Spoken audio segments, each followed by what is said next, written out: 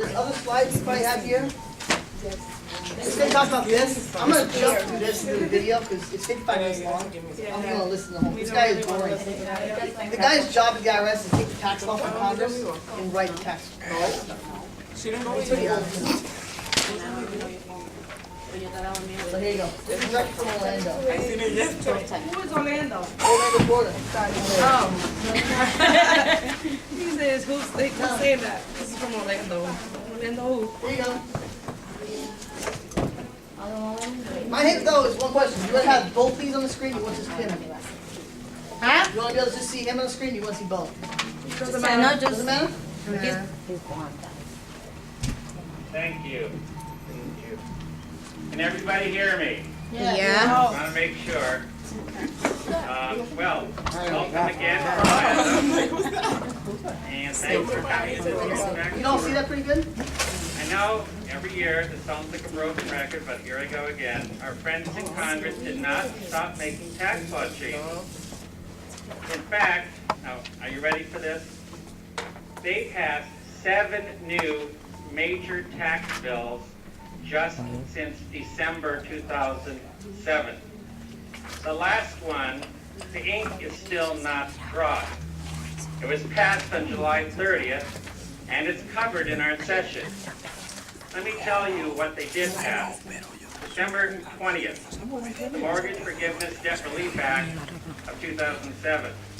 6 days later, the Tax Increase Prevention Act of 2007. 3 days later, the Tax Technical Corrections Act of 2007. Then in February, on the 13th, they passed that little-known law, the Economic Stimulus Act of 2008. I'm sure you're all hearing about economic stimulus until you're tired of it right now. June, 2 new bills. The HEROES, Earnings Assistance and Relief Tax Act of 2008. That's on the 17th. 1 day later, they passed, for the second time, the Food Conservation and Energy Act of 2008. The first time they messed up, a bunch of pages got deleted before it went to the president. So they had to pass it twice. Then finally, last week, July 30th, they passed the Housing and Economic Recovery Act of 2008, and I'm going to cover all of it for you. But, believe it or not, and I know you do believe it, Congress is not finished yet.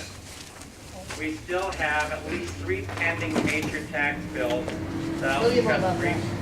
This is all what you hear. First-time home buyer credit. First-time home buyer credit. This is the Guess most what? important one. Here's a brand new tax credit. Or is it a tax credit? Because some people think it's a loan. I'm one of those people. This first-time homebuyer credit has to be paid back, but without interest over 15 years. But let's get into the details first of all. It's a refundable tax credit, meaning you don't have to have any tax liability.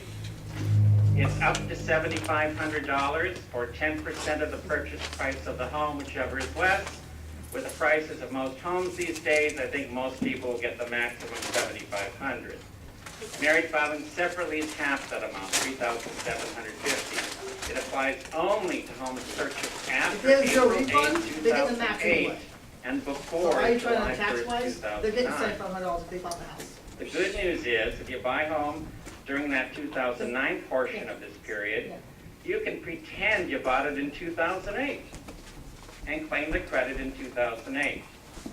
That's an option you have.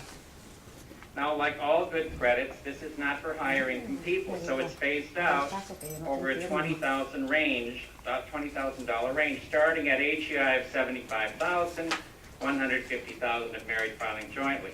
In other words, if you earn $95,000 or more, you're not going to get anything. $170,000 or more if married filing jointly. What this loan functions as, excuse me, did I say loan? I meant credit. But it's actually, it is a loan. It's a 15-year interest-free loan with 1/15 of the credit recaptured as tax on your tax return for a year starting 2 years after the year of purchase. So if you bought a home in 2008 and you get the $7,500 credit, you've got to pay back and add to your tax liability $500 in 2010, 2011, and so forth until you pay back the entire $7,500. You claim this credit on a new old form. It's a new form, 5405, but we used to use that when there was a first-time homebuyer credit in the 1970s. Now let's talk a little bit about the details, because the devil's in the details. What's a first-time homebuyer credit? First-time homebuyer? Somebody who has not owned a main home for 3 years before the purchase date of this new home. So if you haven't owned a home for 3 years, you're considered a first-time homebuyer credit. If you have 2 unmarried individuals and they buy a house together, or even 3, they can divide that $7,500 amount any way they want. Now, so there's no hanky-panky. You cannot apply, this doesn't apply to property acquired from a related person, meaning your son, your daughter, your father, your mother, and so forth, or your spouse. And it doesn't apply to gifts, where the basis is determined by reference to someone's the transferor's basis, or if you acquired it from a deceased. If you construct the home yourself, the date that counts for that April 8th, July 1st date is the day you move in. That's the date that counts on constructed property. You can't claim the credit at all if you've ever claimed the DC first-time homebuyer credit. If your residence is financed with tax-exempt financing, if you're a non-resident alien, you can't claim it, or if you dispose of the residence before the end of the year. Now, that loan repayment I was talking about, it's accelerated if you sell your home, or if the home is no longer your principal residence, you move out. Then you have to pay it back completely in the year that happens. The good news is, if you lose money or have a very small gain on the sale, the amount of the recapture is limited to the gain on the sale, as long as you didn't sell it to an unrelated party. And really good news, if you die, there's no recapture at all. There's also no accelerated recapture if, say, your home burns down, you have an involuntary conversion, and you acquire a replacement residence within 2 years. Then we wait until you get rid of the replacement residence. Also, if it's part of a divorce settlement, the spouse who keeps the home takes on the recapture responsibility. So that pretty much sums up how that credit works. Okay. Exclusion on the sale of your main home. They changed the rules for surviving spouses. Instead of the $250,000 exclusion you normally would get, it's $500,000 if you're an unmarried surviving spouse, as long as you meet 3 requirements. The sale occurs no later than 2 years after the date of the other spouse's death. The ownership and use requirements for joint filers are met immediately before the date of the death. And finally, during the 2-year period ending on the date of death, there's no sale or exclusion by either spouse that qualifies for it. Yeah, because we're not going to be able to get that with that heat on and it's staying freezing up from her.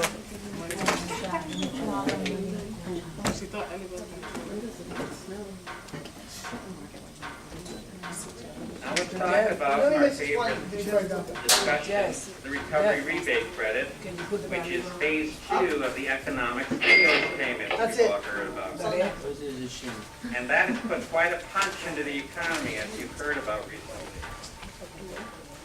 Well, we have a new tax credit in addition to the economic stimulus payment, and this is for people who did not get enough of an economic stimulus payment. For tax years beginning in 2008, taxpayers can claim a refundable credit figured in the same manner as the economic stimulus payment, except that you base the amounts on your 2008 return.